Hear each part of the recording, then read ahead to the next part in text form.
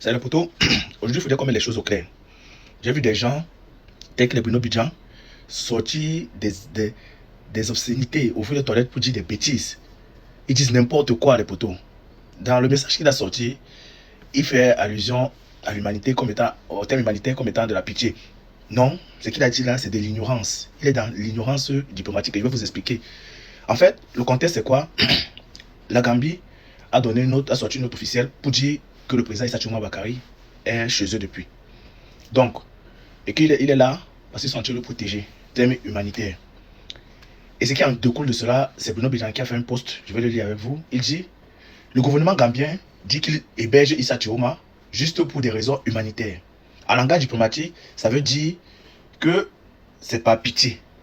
Les potos, il faut déjà partager cette vidéo, il faut le taguer pour qu'ils viennent comprendre. Parce qu'il y a des gens qui se disent journalistes, mais ils font des bêtises.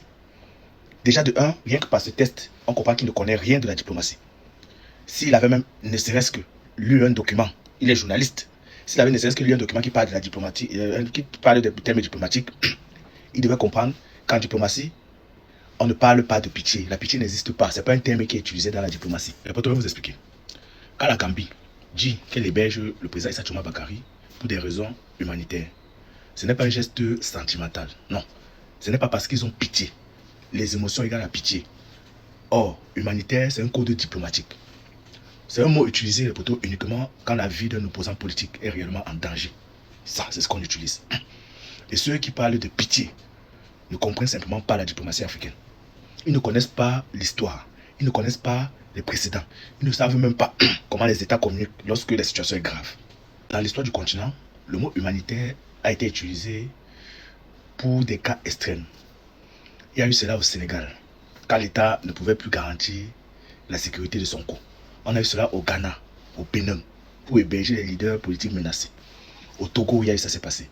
L'Éthiopie, pour sauver les opposants que leur pays voulait faire disparaître. Oui, à chaque fois, on utilise le terme humanitaire, jamais pitié. Parce que ce mot signifie risque d'arrestation politique pour la personne, risque de torture pour la personne, risque d'enlèvement, risque d'assassinat pour la personne. Dans le poteau, quand la Gambie plutôt utilise ce mot, c'est qu'elle est en train de repérer qu'il y a un danger réel. Ce n'est pas une émotion, c'est pas de la sympathie, c'est un danger. Pour dire que le président Issa Chuma est en danger. Donc, il faut appeler Bidjan à gauche, Bidjan à droite. Parce que quand j'attends un certain Bidjan dit que humanité égale à pitié, je suis désolé de vous le dire, mais c'est la preuve qu'il ne connaît rien du langage diplomatique, rien du tout. C'est du bavardage, c'est pas une analyse. C'est pas une analyse. En diplomatie, les mots sont pensés, sont pesés. Ils sont choisis pour éviter la guerre, pour éviter les tensions, pour protéger un homme, pour envoyer, on peut dire, une menace claire au monde. Et le message de la Gambie est simple. La vie d'Issa Chuma Bakary était en danger au Cameroun, dont on le protège. Et il dit aussi au Cameroun que d'où il est là, il est sous notre protection. Vous ne pouvez pas le toucher. C'est de ça qu'il s'agit, les poteaux.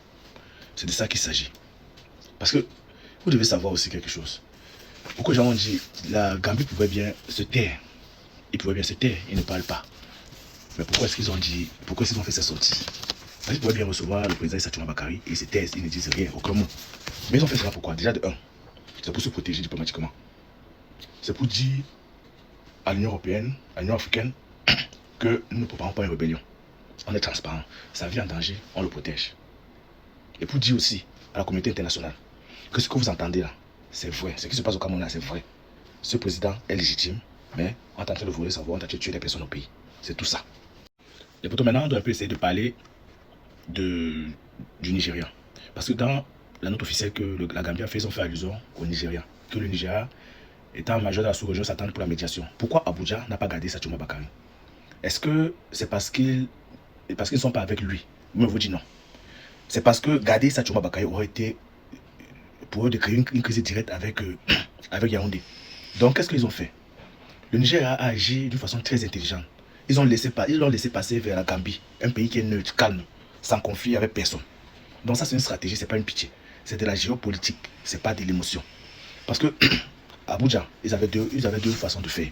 Soit ils maintenaient Issa Chuma Bakary sur le territoire et ils s'ouvraient avec une guerre directe entre le Cameroun et le Nigeria. Ou bien ils renvoyaient Issa Chuma Bakary à Yaoundé, ce qui devait être une trahison. Ils ont pu prendre la position neutre, que ok, pas en Gambie. nous, on ne crée aucun problème et toi, tu as transité. C'est pour ça que la Gambie a fait allusion au Nigeria dans sa lettre. Parce que on ne parle pas d'un pays dans une note officielle si le pays n'est pas au courant, si le pays n'est pas concerné, si le pays n'a pas donné son accord. Donc le Nigeria connaît. C'est le Nigeria qui a fait passer le président Sachouma pour la Gambie. Et sachez que le Nigeria a eu beaucoup de problèmes avec des personnes qui restent sur le territoire et des opposants politiques. Il y a eu l'affaire Charles Taylor. Il y a aussi le problème, les problèmes de Boko Haram, la crise du Biafra, la crise libérienne, la crise sierra-léonaise. Et en plus, le Nigeria a une très grande frontière avec le Cameroun. Ils ont voulu éviter ces envois à la Gambie. Ça, c'est pour que vous vous rappeliez les poteaux. Oh, il ne faut pas vous laisser distraire. Passez Bidja à gauche, Bidja à droite, et c'est des oiseaux de mauvaise augure. Oui. Ne vous laissez pas distraire par ces analyses qui donnent de comptoir. Quand un État africain parle d'humanité, c'est que la situation est très grave. C'est pas la vie, on dit, c'est que la vie de l'homme là est en jeu. C'est que c'est une crise camerounaise, la crise a dépassé, la crise camerounaise a dépassé les frontières. Les gens qui ne comprennent pas la diplomatie peuvent parler, mais ils ne vont pas dire la vérité. Ils ne peuvent pas, parce que la vérité reste ceci. Ce communiqué gambien n'est pas un geste de pitié. C'est la preuve que le Cameroun traverse une situation explosive et que la vie de l'opposant est menacée. Au point où un autre État peut intervenir. Au point où l'autre État même dû intervenir pour le protéger. Ça, c'est la réalité. C'est la réalité. Partage les poteaux, abonne-toi. Tag ce gars qui vient comprendre des choses s'il ne connaît pas encore. Il faut qu'il apprenne même la diplomatie là. C'est pas le bruit. Ciao, ciao.